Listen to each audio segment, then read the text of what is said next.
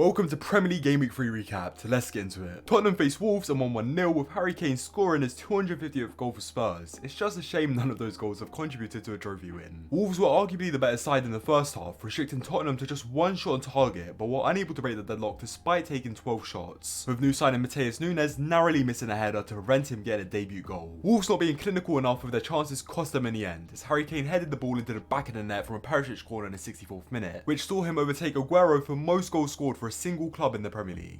This loss has now extended Wolves' win streak to 10 matches, and with them having a tough match versus Newcastle next week, they could be in for a pretty rough start to this Premier League season. Crystal Palace played Aston Villa and defeated them 3-1. Villa took the lead through Watkins in the 5th minute, but were unable to hold on to this as Zaha scored to level the game just 2 minutes after. About 20 minutes later, Crystal Palace thought they had taken the lead after Jeffrey Schlupp got the ball past Martinez, but a VAR check ruled out the goal due to Edouard being offside. However, in the second half, Crystal Palace officially took the lead, with Zaha getting on the score sheet for a second time by scoring a rebound after initially missing his penalty. Then, in the 71st minute, Mateta scored a minute after being substituted onto the pitch to secure the 3 points for Palace. Everton took on Nottingham Forest and drew 1-1, with both goals coming in the final 10 minutes of the game. It was Forest who broke the deadlock first, with Brendan Johnson seemingly scoring the winner in the 81st minute, which would have resulted in Everton losing all 3 of their opening games. But in the dying minutes of the game, goalkeeper Jordan Pickford assisted Demarai Gray's equaliser to help Everton salvage a point from this game and avoid their worst start to a league campaign in over 30 years. Fulham faced Brentford and won 3-2 thanks to a 90th minute goal by none other than Alexander Mitrovic. It was Fulham who took the lead initially, with Bobby Reed scoring just 1 minute into the game, and then 90 minutes later, Palhinha scored to help Fulham lead by 2-0. They held on to this lead for most of the first half, but just before half time, Summerside and Norgard scored to cut the deficit in half. Ivan Toney got the ball into the back of the net twice after this, but both goals were ruled out for offside, and it wasn't until the third time his goal finally stood to level the game and give Brentford hope that they may get a point or 3 from this match. And in celebration, Ivan Toney copied Mitrovic's signature celebration. However, it was Mitrovic who got the last laugh, as mentioned earlier, he scored a last minute winner to help Fulham take all 3 points, and after the game he went on to say that he was probably Toney's idol in response to Toney doing his celebration. Leicester City went up against Southampton and lost 2-1 to further continue their poor start to the Premier League campaign. James Maddison was the man who scored for Leicester, curling a free kick around the wall and into the bottom corner to make the scoreline 1-0. Unfortunately for Leicester, however, this goal didn't mean much in the end, as substitute Che Adams scored his first goal since February to level the game, and just 16 minutes later he made it a brace to achieve Southampton's first Premier League victory since April. This was a great result for Southampton, especially considering that their starting 11 was the youngest starting lineup named by any club since May 2017, with the average age of their starting players being 23 years and 238 days. Bournemouth played Arsenal and lost 3-0, a result which has left Arsenal top of the table after the opening 3 games, and it's the first time Arsenal have won their opening 3 games in 18 years. It was Arsenal captain Martin Odegaard who opened the score in the 5th minute of the game, and he got another in quick succession to make it 2-0 to quickly eliminate any hope Bournemouth had of winning the game. From here, it was pretty simple for Arsenal to hold onto their lead, with them limiting Bournemouth to just 1 shot on target across the 90 minutes. And holding onto their lead became an even easier job when centre-back William Saliba scored a goal that you'd only expect strikers to score to make the scoreline 3-0, and it's safe to say Zinchenko couldn't believe what he had just seen. This was a form of redemption for the young French centre-back who scored an own goal in the match prior to this first Leicester, and honestly, him scoring here was probably manifested by the Arsenal fans who chanted his name for like 20 minutes straight, and that is even an exaggeration. Leeds faced Chelsea and surprisingly defeated the current world champions by 3-0. Aronson put Leeds in front initially, but he was helped out massively by goalkeeper Edouard Mendy, who had an absolute howler by miscontrolling a back pass. Then, just 4 minutes after this goal, Leeds struck again, this time for Rodrigo, who scored his 4th goal of the season, making him the top scorer in the league as of right now. In the second half, Leeds increased their lead once again through Jack Harrison, and in the final few minutes of the game, new signing Koulibaly foolishly got himself sent off by getting a second yellow, making things go from bad to worse for Chelsea. West Ham came up against Brighton and lost 2-0, leaving them in 20th place with 3 losses, 5 goals conceded and 0 goals scored in their opening 3 games. Contrastingly, this result right here is extending Brighton's unbeaten streak to 8 games if you include the end of last season.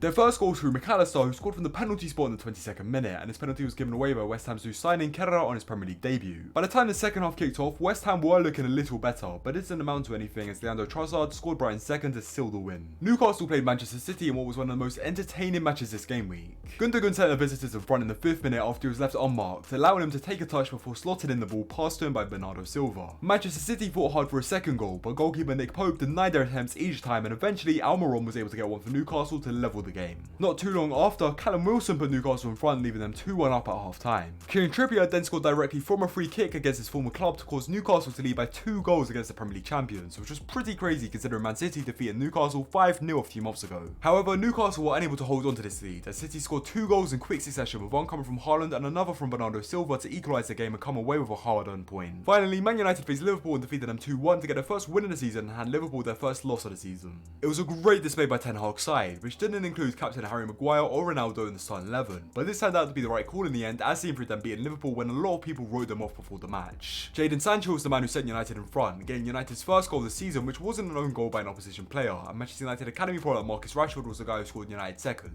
ended his run of 997 minutes without a goal across all competitions for Man United. Salah gave Liverpool hope of getting back into the game and rescuing a point when he scored in the 81st minute, but Liverpool were unable to get an equaliser and all 3 points went to United, resulted in United overtaking Liverpool in the league table. Anyway, that is Premier League Gameweek 3 recap. So if you made it this far and you enjoyed the video, be sure to leave a like and subscribe if you haven't already, and whilst you comment down your opinions on any of the matches that happened this game week. With that being said, have a good one guys. See ya.